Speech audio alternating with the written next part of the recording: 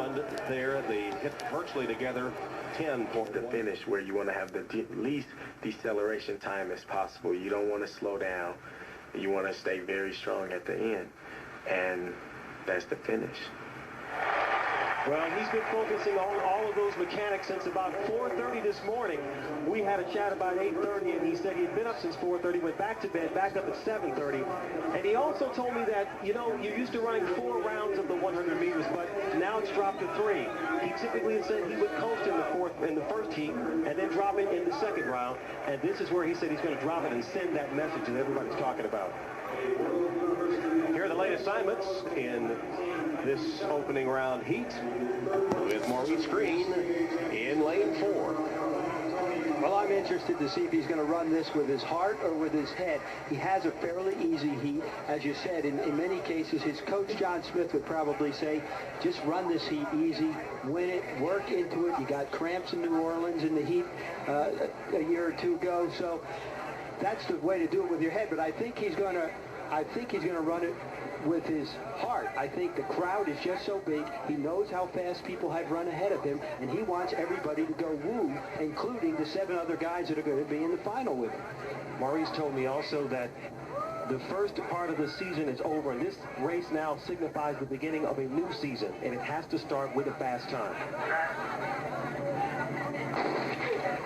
And it's a fair start. Maurice Green came away okay, and now begins to accelerate and pull away from the field.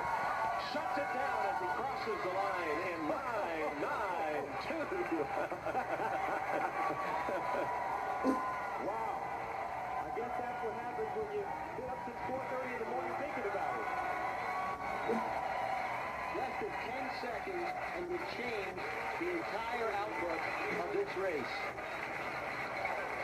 Well, that was that message you guys were talking about, and we received it loud and clear. I think he said both messages. He ran a fast time, and he ran easy. And he shut it down with about 10 meters to go. That was unbelievable, too.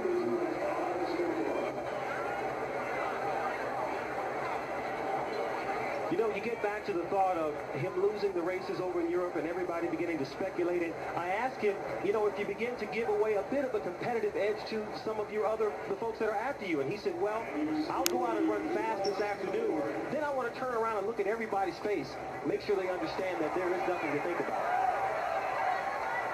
He ran the first 60 yards as if there were walls on both sides of his lanes. And then when he got upright, he just took the situation in hand.